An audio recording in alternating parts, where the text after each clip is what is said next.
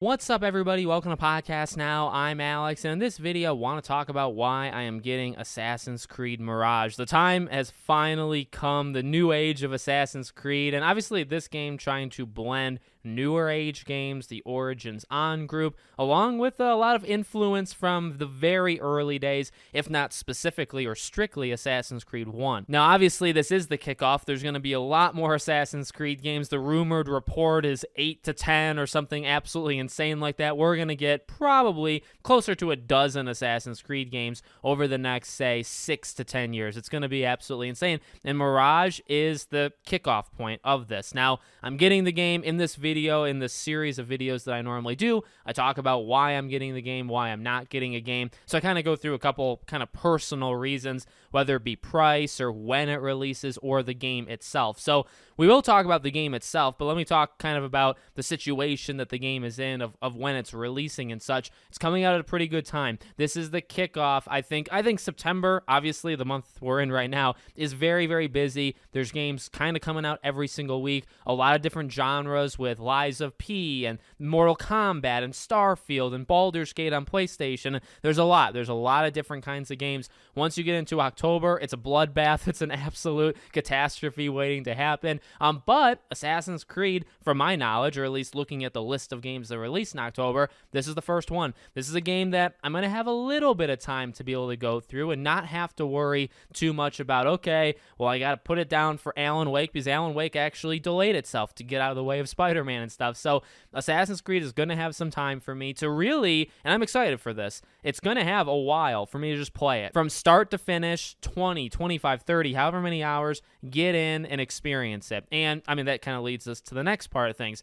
It's number one to me, not only the blend of newer Assassin's Creed, which I'm not a huge fan of. I've actually only played, I beat Origins. I went all the way through. I spent a lot of time in Origins, but I actually only watched my wife play Odyssey and Valhalla. I haven't touched it myself. I will eventually, but I also really don't want to play an Assassin's Creed game, at least right now, for 150 hours each game. I really just don't want to do that. So for me, I'm looking forward to the blend because I do love Assassin's Creed 1. I love the Ezio era. I think that's the golden age of Assassin's Creed. And I like some parts, for sure, of the newer ones. I actually overall really did like Origins. However, it's actually the length. I would say it's the amount of time that you have to invest in this game that is one of its biggest benefits, at least to me as a gamer. This is a game that they've said through a little investigation with like their Q&A and stuff. This is a game that really shouldn't take more than 20, 25 hours. The story is probably going to be even less than that. To complete it, to 100% it, it's probably in that 20, 25, 30 hour range.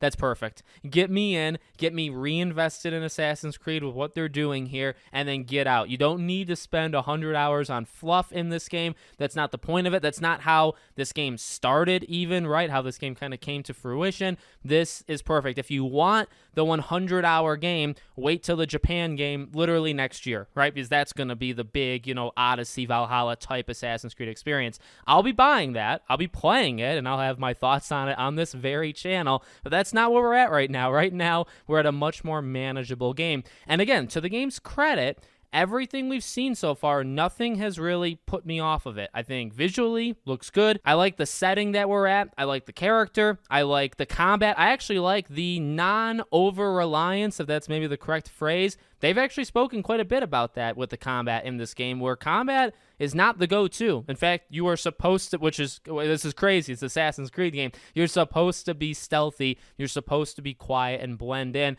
Combat is actually a last resort kind of feature, and that's what they've kind of pitched for this game. I like that a lot because I've always thought Assassin's Creed works, or I guess what Assassin's Creed is, how I first thought of Assassin's Creed. When you first watch that trailer for Assassin's Creed 1, you think about blending in. You think about, well, if I can just like plan this execution just perfectly, I can hide, I can do the stab, and I can get out. And that's, to me, when I first jumped into Assassin's Creed, that's what I thought it was. And in a lot of ways it was, but also in a lot of ways it wasn't. And then over time, my dear God, it absolutely did not become that, right? So to have it, I guess in that way, like that is an influence from, I'd say, the earlier games, or just an influence of being stealthier, in the AC games. I like that. I like that a lot because I'm going to try. I'm terrible at stealth, by the way. Normally, I get caught immediately after I try to be stealthy, so it's not going to work, but I'm going to definitely try to do it, and I respect that they're going for that. The parkouring obviously stays kind of the same. That's a little disappointing to me. I saw some people complaining about that online, so I know I'm not the only one out there. Just the idea that the game pretty much automates everything for you. I mean, I get it. It's newer Assassin's Creed. They've been actually, well, not even newer. They've been doing that for an extremely long time. Maybe a minor gripe right there, but overall, I'm really excited to get into this thing. I'm excited about the length. I'm excited to experience the story. To be honest, I don't know much about, the time period. I know where we're at and the time period it is, but I don't know much about it. So they have free reign to do pretty much whatever they want. They could tell any story that they want here. Just get me invested, tell some cool stories, do some cool side kind of activities, make it more, I guess, emphasized on stealth, which we already talked about. They are doing that. And then don't overstay your welcome. Truly, that is the biggest thing for me with, I guess, a lot of Ubisoft games, but specifically Assassin's Creed, specifically newer Assassin's Creed games. We don't, and this is just my personal opinion, we don't need to spend 200 hours in an Assassin's Creed game. There's a time and place, I guess, and it can work for sure, but for a game like this, 20, 25 hours, that is perfect. I'm excited. This is actually one of my more anticipated games of the year. I'm a big AC guy. I love, again, the beginning stages of it, the early Ezio kind of era. I have so many great memories. I think those are some of the better games that have ever released, period. So I really love Assassin's Creed. I'm not a massive fan of where it's gone. I don't think it's kept up the quality, but overall, I've still been pretty happy with it. I haven't complained too much, I don't think, and I'm excited for this one. So let me know what you guys think in the comments. Make sure, as always, you're subscribed to the channel. I'll be covering this game a whole lot more as we continue to get closer, and then obviously when the game comes out. Thank you for watching, and I hope to see you all on the next one.